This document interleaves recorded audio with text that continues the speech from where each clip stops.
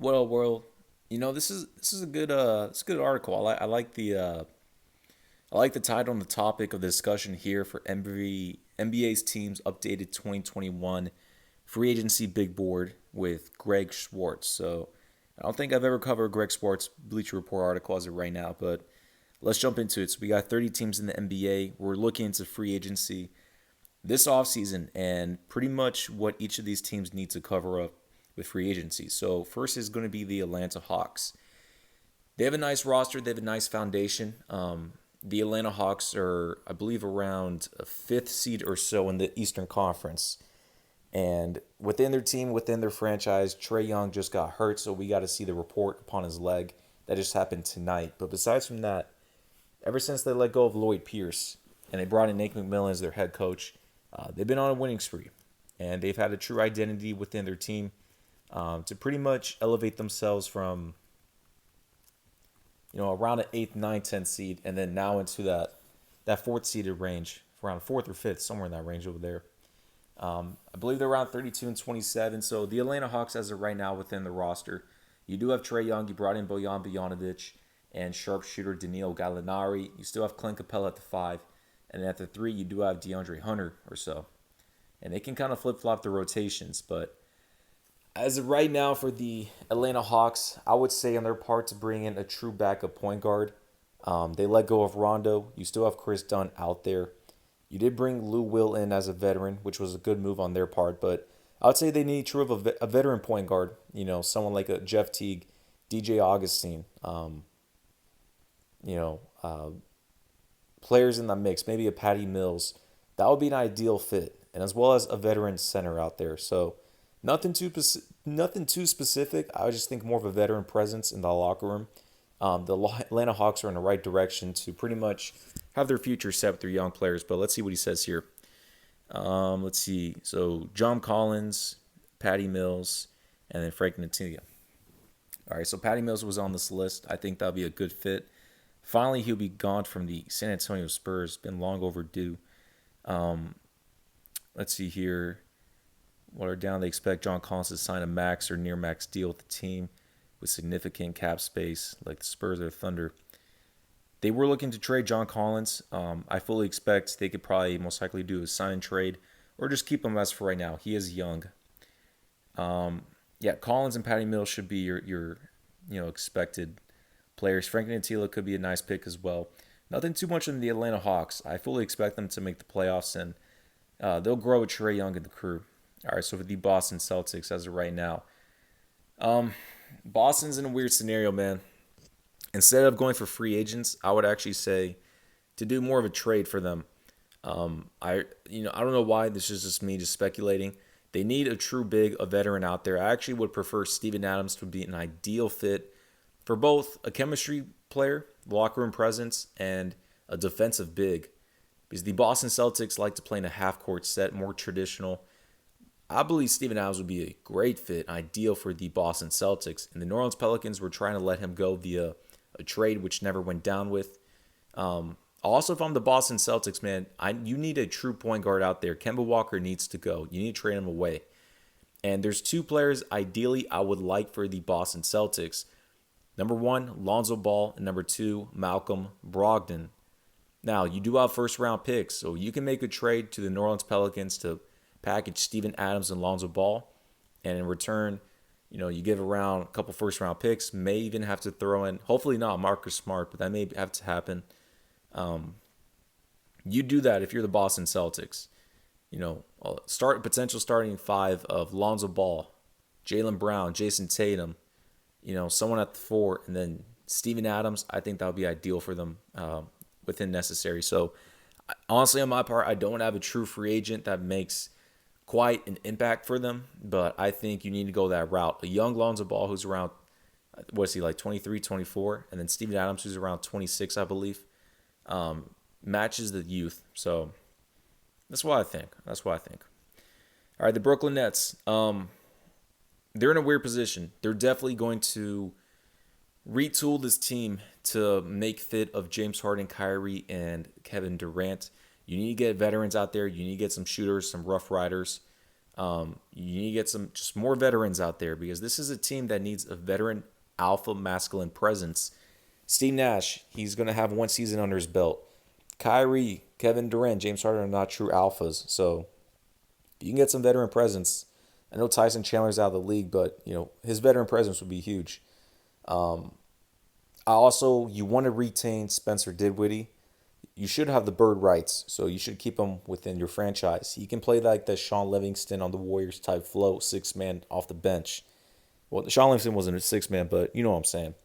Spencer Dinwiddie is younger, has more potential, but you want to keep Spencer Dinwiddie. The Nets are in the right direction to win the 2022 NBA championship if they make these minor adjustments via rosters and free agency. And I expect them to. I expect them to make the correct moves.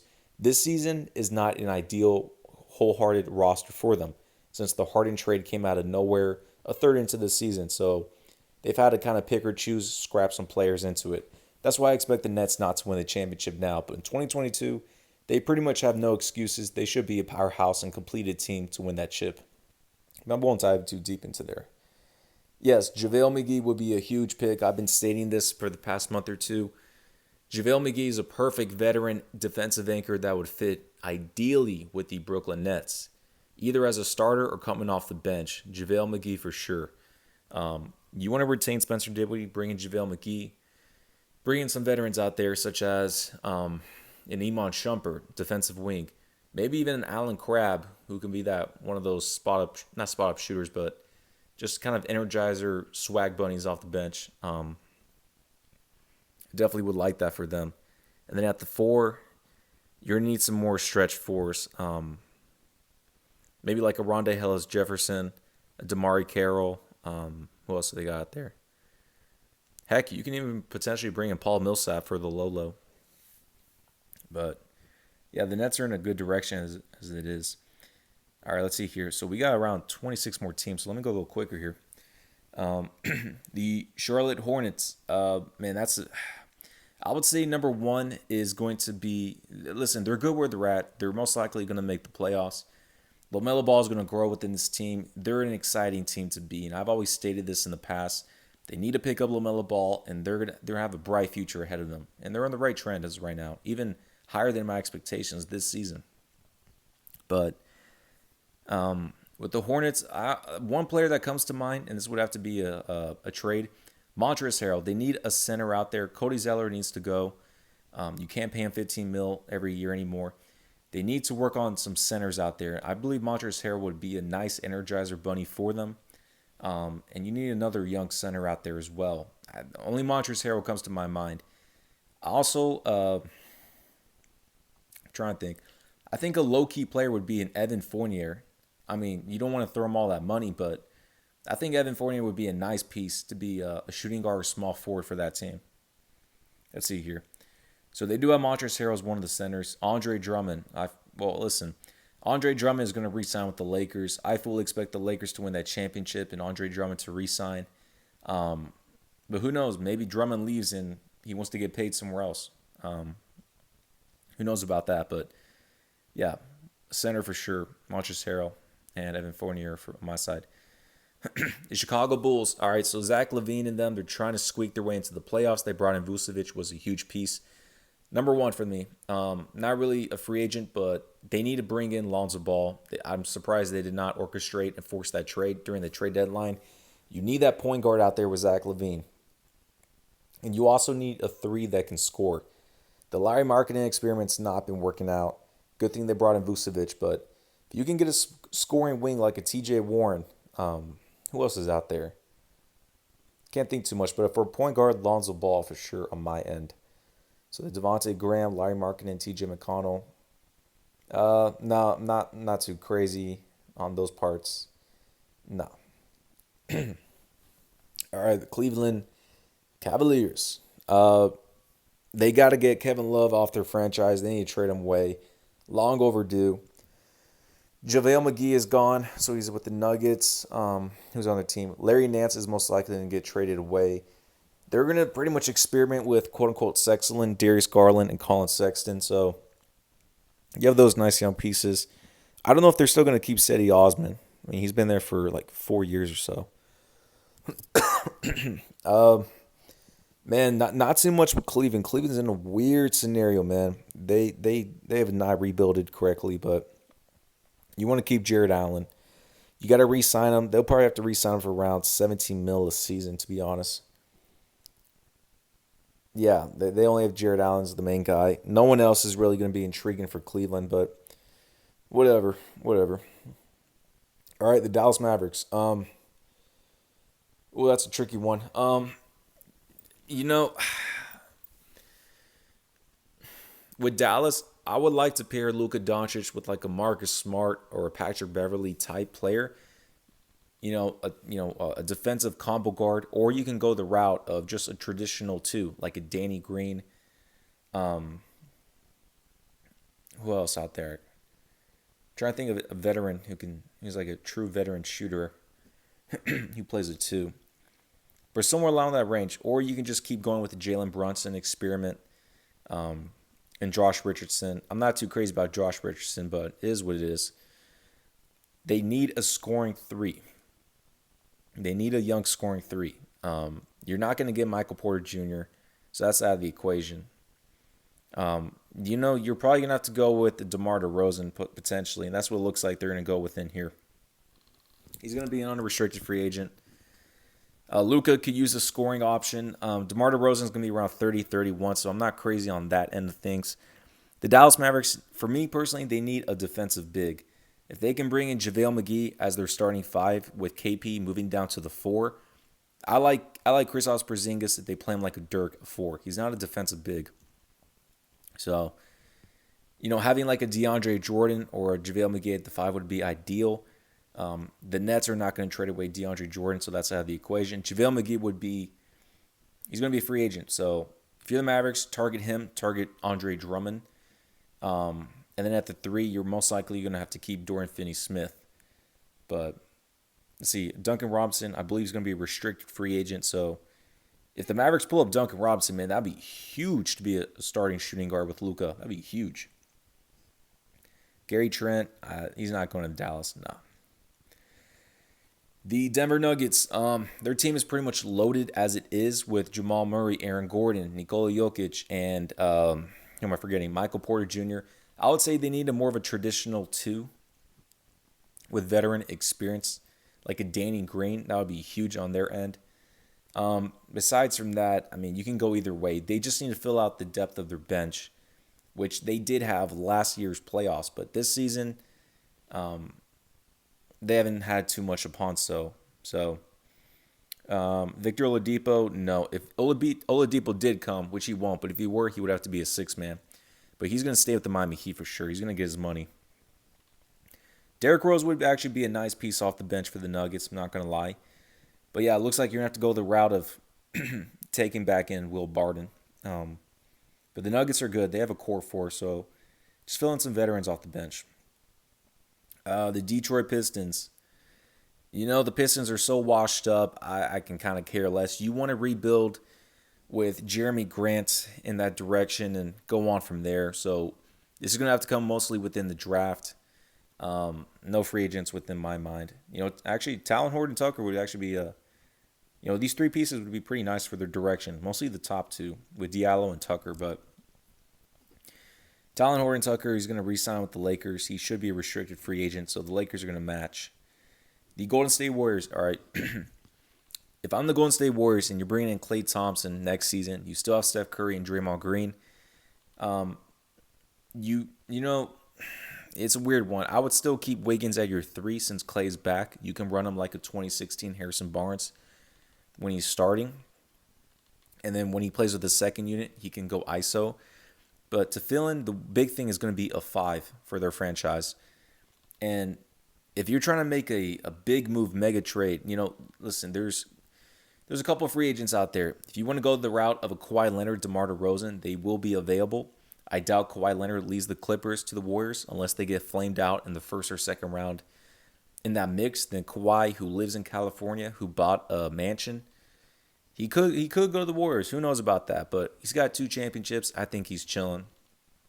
The Warriors are probably going to have to go with DeMar DeRozan, which is not the greatest fit, but, you need to get that other score out there. If they can't get any wings in general, then I would say a huge move, and I don't know how logistically it would work, but to get Karl-Anthony Towns and start him at your 5. Cat needs to get out of the Timberwolves. It's been 6 years. He needs to be pretty much a beta, a second or third option, most likely second. And that's what the Warriors can provide to him. And actually, I think that'll be the best fit, but no, see, these 3 options here are trash. So, no, the Warriors, they can do that, what I just stated, and bring in veterans off the bench. That would be huge on their end. The Houston Rockets, they're rebuilding with Christian Wood. They need to get John Wall out of there, trade him, do something, get him out. Let's see, who else do they have? Christian Wood, a bunch of, young cats. They're going to have to go that direction. So, it's not going to be through free agency. I just say they're going to have to rebuild and tank another year and just get some, just go through the draft. All right, the Indiana Pacers. Pacers are one of the teams I expect to rebuild, or actually I think they should rebuild, but since no one wants to go to Indiana, you're stuck in a weird position. Now, the only true big quote-unquote star player that you can actually probably intrigue by giving him money is going to be DeMar DeRozan. You flamed out because you didn't get Gordon Hayward. If you can get DeMar DeRozan at your 3, that would be pretty big if you can keep Sabonis out there with Malcolm Brogdon, Karis LeVert. That team as it is would be, maybe a second-round exit, but still. If you want to be in that contending stage, you get DeMar DeRozan in free agency. If not, you're going to have to keep the team young or rebuild. So they have different angles to work with here. See, Caruso, Nunn, TJ McConnell. Alex Caruso would be ideal for them, but besides that, go big or go home. Try to get DeMar DeRozan. If not, then they're going to pretty much be out of the playoff this year and next year. The LA Clippers, this really depends on how they finish this year's playoffs. Of course, the main thing is to re-sign Kawhi Leonard, as we know about it. You want to make sure you still have Serge Ibaka within the team and franchise with Paul George. And besides that, you want to retain Rajon Rondo, if he opts in or if you have that team option. But besides from that, the Clippers, it's a give or take, man. You need another defensive big out there. I got to see if they get flamed out early in the playoffs, if they go to the finals, or what happens on their situation. But as of right now, you want to retain Kawhi Leonard and make sure he's happy. All right, the LA Lakers. I fully expect Dennis Schroeder to leave the LA Lakers and get paid somewhere else to be a starting point guard. He should not start with the Lakers. He needs to be a 6-man off the bench for a championship contending team, but it is what it is. The Lakers, pretty much Andre Drummond, you want to retain, which is a huge piece for the LeBron and AD experiment. You want to keep Caruso. You want to keep the culture. You want to try to make some big moves if you can, if anything.